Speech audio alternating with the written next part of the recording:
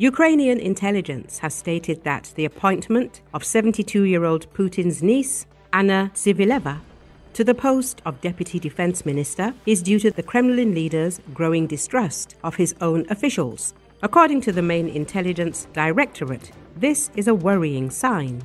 The Kremlin is gradually turning into a closed family circle, where key positions are held only by the closest associates. Moreover, Putin fears a new conspiracy, the risk that a group loyal to Chemezov or Shoigu could attempt a mutiny as Prigozhin did is too high, says a source in Ukrainian intelligence.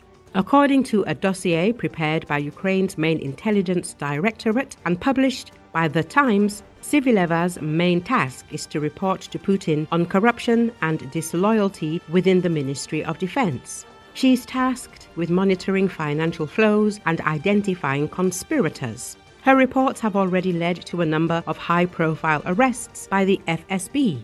This appointment came after a purge in the Ministry of Defense, when Sergei Shoigu was dismissed and his former deputies became defendants in criminal cases. Against the backdrop of the war with Ukraine, Putin essentially admitted that the scale of corruption in the army was hindering the war effort. Analysts note that Putin's reliance on his relatives reflects his profound isolation. Emily Ferris, a senior research fellow at the Royal United Services Institute, RUSI, emphasized that many of the Kremlin's allies have lost income due to sanctions and are dissatisfied with the situation. Putin understands this and fears betrayal, so he relies solely on family groups. The Main Intelligence Directorate also points out that Tsivileva's appointment is linked to the Kremlin's attempt to weaken the influence of Rostec CEO Sergei Chemezov. Mass arrests within his inner circle were deemed too risky. Given the backdrop of Prigozhin's mutiny, this could have led to a new explosion within the elite. In fact, fear of rebellion and loss of power is growing within Putin's inner circle. The Kremlin is searching for traitors within its own structures, and this demonstrates that the system is crumbling at the seams. Tsivileva's appointment has become a symbol of how the vertical of power is increasingly based on personal connections and family guarantees rather than institutions.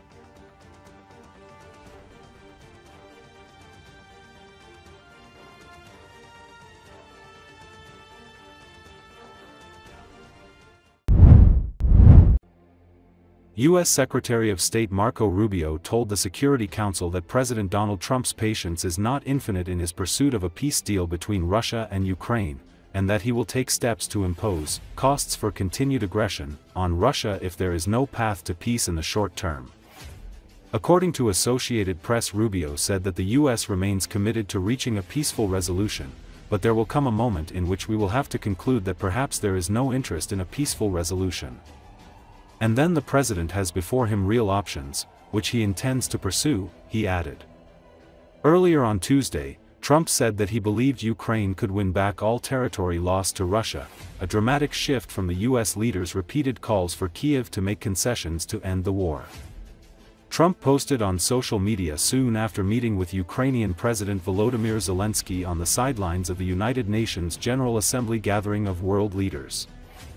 I think Ukraine, with the support of the European Union, is in a position to fight and win all of Ukraine back in its original form, Trump wrote. With time, patience, and the financial support of Europe and, in particular, NATO, the original borders from where this war started, is very much an option. Trump also said Tuesday he would back NATO countries that choose to shoot down intruding Russian planes, but said direct U.S. involvement would depend on the circumstances. Mr. Marco A. Rubio. But the one that's proved to be an extraordinarily challenge has been the war in Ukraine, between Russia and Ukraine. The president has worked on it tirelessly, has invested a tremendous amount of his own time, energy, and the highest levels of our government. We have had meetings in Turkey, meetings in Saudi Arabia, meetings in Alaska, countless phone calls, doing everything possible to bring this conflict to a resolution and to an end. A war that cannot end militarily. It will end at a negotiating table. That's where this war will end. But the longer it lasts, the more people will die, the more will be destroyed. Peace anywhere and everywhere in the world where the opportunity presented. Very generous offers have been made. For example, a ceasefire at the current lines of contact, while all the other details on the future of the conflict could be worked out in terms of future territorial lines. The president has shown extraordinary patience in terms of not assessing additional sanctions in the hopes of having a breakthrough in this regard. And all has come to what appears to be not just a stagnant one, but an era, and we've entered a period of what appears to be potential even escalation. One that he chose to engage in and was able to bring it to. The president is a very patient man. He's very committed to peace, but his patience is not infinite. And as he has said repeatedly, he has before him the opportunity and the options of imposing additional economic costs on the Russian Federation if necessary in order to bring this to an end. He also has before him the option, as he has already chosen to do in some circumstances, to sell defensive weaponry and potentially offensive weaponry so that Ukraine can defend itself from this assault by purchasing that weaponry. So I'm here to say to the Security Council, the United States remains as committed as it has ever been to a peaceful resolution to this dangerous conflict. But there will come a moment in which we will have to conclude that perhaps there is no interest in a peaceful resolution.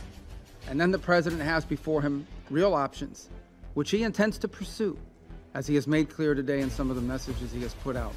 So I strongly urge the Security Council, the member states here, and those who are not part of this as well, to do everything in their power, and including the Russian Federation, to do everything within their power, and the Ukrainian side for that matter as well, but all sides, to bring this war to an end. This war needs to end. But if it does not, if there is no path to peace in the short term, then the United States and President Donald J. Trump will take the steps necessary to impose costs for continued aggression. Thank you. And all of you for convening here today on this important matter. Secretary General Antonio Guterres said that a just and lasting peace in Gaza will never be built through more violence, stressing it demands a collective commitment to diplomacy, to international law, to the dignity of all people. According to Associated Press, Guterres today spoke at a Security Council meeting on Gaza, describing the current situation one of the darkest chapters of the Israeli-Palestinian conflict. Guterres once again appealed for an immediate permanent ceasefire, the immediate, unconditional release of all hostages, and immediate, unconditional and unhindered humanitarian access. The Secretary General welcomed the recognition of Palestinian statehood by many more countries, including permanent members of the Council, France and the United Kingdom, noting that this is the clearest path to a two-state solution, Israel and an independent, sovereign, democratic, viable and contiguous state of Palestine, living side by side in peace and security, on the pre-1967 lines. With Jerusalem as the capital of both states, based on international law and UN resolutions. We must seize this momentum, Guterres highlighted, adding, the so-called day after in Gaza must be anchored in international law, reject any form of ethnic cleansing, and have a clear political horizon toward a viable two-state solution.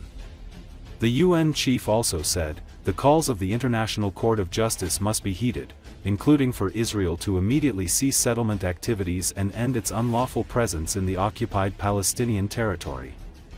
The illegal occupation must end. And we must support Palestinian institutions, politically and financially, to carry out essential reforms and ensure fiscal stability, he added.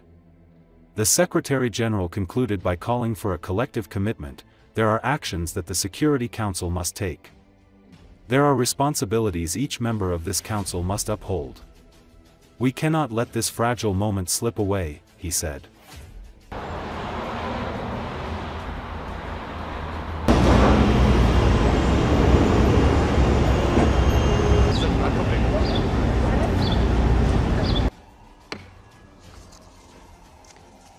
We must seize this momentum. The so-called day after in Gaza must be anchored in international law, reject any form of ethnic cleansing, and have a clear political horizon towards a viable two-state solution.